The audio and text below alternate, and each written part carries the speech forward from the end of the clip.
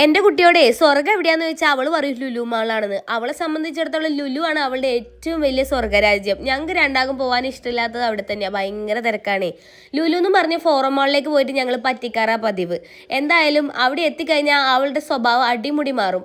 എന്ത് പറയാന്ന് വെച്ചാൽ നിലു 2.0 എന്ന് പറയില്ലേ, അതാണ് അവസ്ഥ. സ്വഭാവം എന്ന് പറഞ്ഞാൽ കാണുന്നവർക്കൊക്കെ ഹായ് ബായ്, പിന്നെ നിലം തൊടാതെ ആയിരിക്കും നടത്തം.